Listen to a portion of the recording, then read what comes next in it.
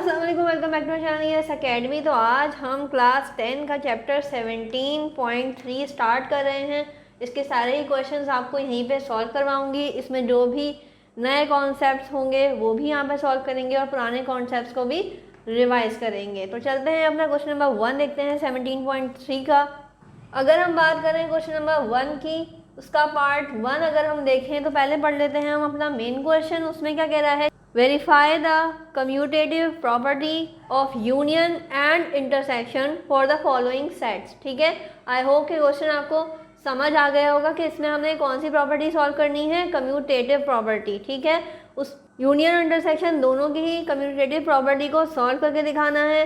तो पहले पढ़ लेते हैं कम्यूटेटिव प्रॉपर्टी होती क्या है। कम्यूटेटिव प्रॉपर्टी के बारे में थोड़ी सी चीज़ें मैं यहीं पे आपको वेरीफाई कर देती हूँ कि कम्यूटेटिव प्रॉपर्टी की जो अगर हम कंडीशन देखें तो वो होती है ए यूनियन बी। अगर हम निकालें वो बराबर किसके होगा, बी यूनियन ए के। ठीक है, इसकी खासियत क्या होती है कि ये एल एच साइड और R H side answer same आता है। ठीक है, अगर हमारे पास ए है 4 और बी है 3, तो अगर हम इन दोनों को देखें और सॉल्व करें तो अगर हम a को मल्टीप्लाई करें b से तो भी आंसर क्या आएगा, 4 × 3 = 12।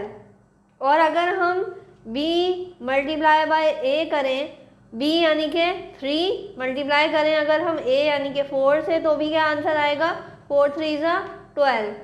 तो दोनों के आंसर सेम आ रहे हैं, दैट मीन्स कि ये कम्यूटेटिव प्रॉपर्टी है। आई होप कि यहाँ तक क्लियर होगा। अब चलते हैं और इसको सॉल्व करते हैं। पार्ट 1 से ही स्टार्ट करते हैं। सो पार्ट 1 में जो हमें सेट्स गिवन है वो उतार लेते हैं। सेट ए क्या गिवन है, सेट ए गिवन है ए बी सी डी और ई गिवन है, राइट।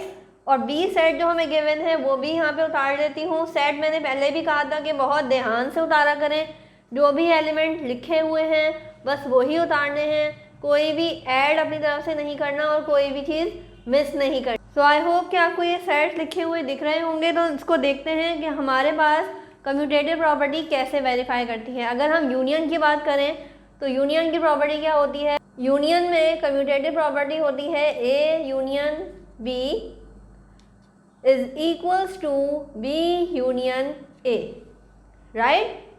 अब इसको हम अगर सॉल्व करें और एल एच साइड लें, जैसा कि मैंने पहले भी बताया था कि अगर एल एच साइड और आर एच साइड हम सॉल्व कर रहे होते हैं तो सबसे पहले हमने क्या करना है, उसको मेंशन करके दिखाना है कि एल एच साइड पे हम सॉल्व कर रहे हैं। एल एच साइड हमने यहाँ पे लिख लिया, ठीक है। अब हम नीचे सॉल्व करते हैं A union B. A union B हमें पता है कि हम किस तरह से निकालते हैं, दोनों सेट्स को मर्ज करके लिख देते हैं और जो रिपीटिव एलिमेंट होते हैं वो बस एक दफ़ा लिखेंगे। तो क्या क्या सेट के एलिमेंट बन जाएंगे, A B C D E. उसके बाद हम दूसरे सेट के एलिमेंट्स भी लिखेंगे, ए और ई ऑलरेडी हम लिख चुके हैं, तो उसके बाद आई ओ यू भी हम लिख लेते हैं। तो हमारा एल एच साइड यूनियन का सॉल्व हो गया। उसके बाद आर एच साइड सॉल्व करते हैं। ये हम कर देते हैं ए और ये कर देते हैं बी, ठीक है। तो सेकंड साइड यानी कि आर एच साइड की अगर हम बात करें तो वो कहता है बी यूनियन ए निकालो। बी यूनियन ए भी हम क्या करेंगे, मर्ज करके लिख देंगे, तो उसका भी आंसर एग्जैक्टली सेम आना चाहिए। तो हम सबसे पहले यूनियन लेंगे दोनों का, जैसा कि मैं ले रही हूँ। आई होप कि आपको कोई प्रॉब्लम नहीं होगी। लेने के बाद दोनों के आंसर मैच करने हैं और दोनों के आंसर एकदम सेम आ रहे हैं। यूनियन की प्रॉपर्टी आपके साथ सॉल्व कर दी। अब चलते हैं और इंटरसेक्शन को भी सॉल्व करते हैं। आप देख सकते हैं दोनों ही सेट्स के आंसर एकदम सेम आए हैं। तो चलते हैं अपनी इंटरसेक्शन की सॉल्व करते हैं। तो इंटरसेक्शन की प्रॉपर्टी पहले लिख लेते हैं ताकि हमें प्रॉब्लम ना हो। तो यहाँ पे मैं शो भी कर देती हूँ कि मैं इंटरसेक्शन की प्रॉपर्टी यहाँ पे सॉल्व करवा रही हूँ। Intersection = A intersection B and then B intersection A, right. तो सबसे पहले हम यहाँ पे एल एच साइड सॉल्व कर लेंगे। एल एच साइड को सॉल्व करने के लिए हमारे पास है ए इंटरसेक्शन बी।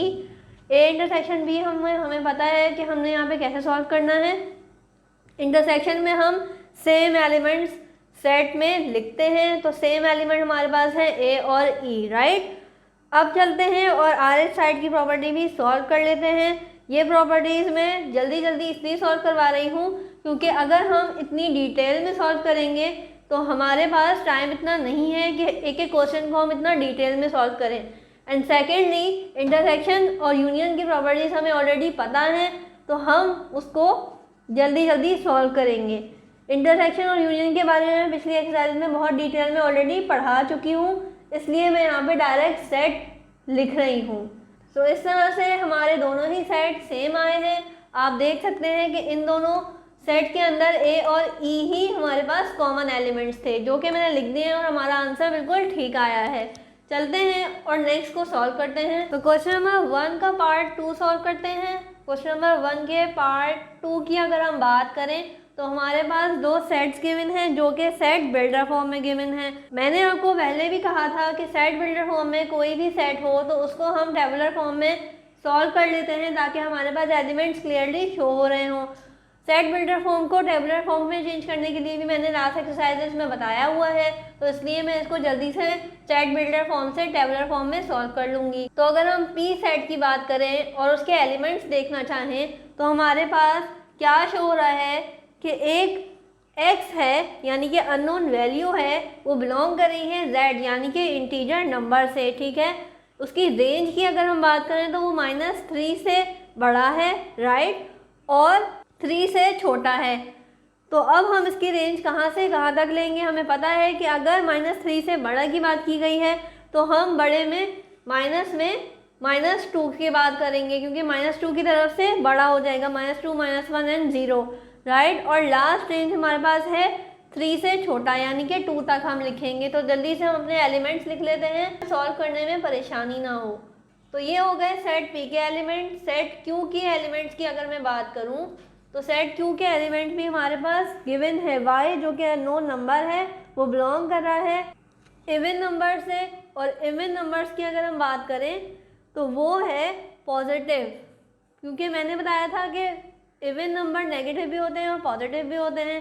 तो यहाँ पे इसीलिए ई के ऊपर प्लस का साइन जो शो हो रहा है कुछ इस तरह से, वो क्या शो कर रहा है कि ओनली पॉजिटिव में लेने हैं हमने, नेगेटिव में नहीं लेने हैं। उसकी रेंज हमारे पास जो गिवन है उसकी तरफ देखते हैं कि वो हमारे पास क्या गिवन है, y जो कि अननोन नंबर है is greater than equals to 4 है, राइट, यानी कि 4 भी उस सेट के अंदर शामिल होगा।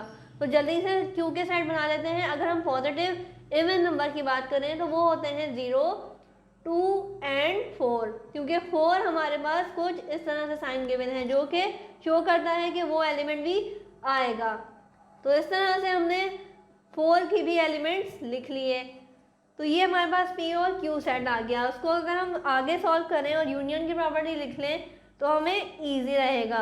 सो यहाँ पे हम यूनियन की प्रॉपर्टी को सॉल्व करेंगे और एल एच साइड लेंगे। एल एच साइड की बात अगर हम करें तो यहाँ पे आ जाएगा P union Q, right. P union Q हम कैसे निकालेंगे कि दोनों ही ब्रैकेट्स को हम मर्ज करके लिखेंगे और रिपीटिव एलिमेंट नहीं लिखेंगे। तो चलते हैं और लिखते हैं -2 -1 0 1 और 2। उसके बाद लास्ट एलिमेंट हमारे पास 4 है, वो भी लिख देंगे। राइट हैंड साइड सॉल्व करेंगे। राइट हैंड साइड पे क्या है कि Q यूनियन P निकालना है। उसकी भी अगर हम बात करें तो सेम ही एलिमेंट्स लिखते जाएंगे। ख्याल से लिखना है कि कोई भी एलिमेंट मिस ना हो। और यहाँ पे हमारी ये प्रॉपर्टी भी सॉल्व हो गई। चलते हैं और इंटरसेक्शन की प्रॉपर्टी को सॉल्व करते हैं। तो इंटरसेक्शन की प्रॉपर्टी सबसे पहले लिख लेंगे ताकि हमें सॉल्व करने में ईजी रहे। तो यहाँ पे आएगा P intersection Q is equals to Q intersection P, right. तो सबसे पहले एल एच साइड को सॉल्व करेंगे। एल एच साइड की अगर हम बात करें तो हमारे पास क्या है, P इंटरसेक्शन Q है। P इंटरसेक्शन अगर हम Q निकालें तो हम इंटरसेक्शन में कॉमन एलिमेंट्स लिखते हैं। तो यहाँ पे कौन सा कॉमन है, 0 और 2, 0 और 2, राइट। तो हमारा आंसर क्या होगा, 0 और 2, ठीक है। अब हम चलते हैं और एल एच साइड को सॉल्व करते हैं। एल एच साइड में हमारे पास है Q यूनियन P, ये P मैंने ठीक करके बना दिया। उसके बाद P इंटरसेक्शन Q की अगर हम बात करें तो हमारे पास क्या निकलेगा, हमारे पास सेम ही आंसर निकलेगा। कैसे निकलेगा कि अगर हम Q की बात करें तो 0 और 2 हैं और P की बात करें तो 0 और 2 कॉमन एलिमेंट हैं, तो हमारी ये प्रॉपर्टी भी सॉल्व हो गई, राइट। तो क्वेश्चन नंबर 1 हमने यहाँ पे सॉल्व कर लिया, उसके सारे ही पार्ट हमने अच्छी तरह से सॉल्व कर लिए। क्योंकि ये प्रॉपर्टीज़ जो है वो वेरिफिकेशन वाली थी, यानी कि LH साइड और RH साइड को सॉल्व करना था, तो इनके बुक में आंसर्स नहीं होते। मोस्टली वेरीफाई वाले क्वेश्चंस के आंसर बुक में आपको नहीं मिलेंगे, तो आपने परेशान नहीं होना और इस तरह से मेरे साथ साथ सॉल्व करेंगे तो आपको उनके आंसर भी मिल जाएंगे।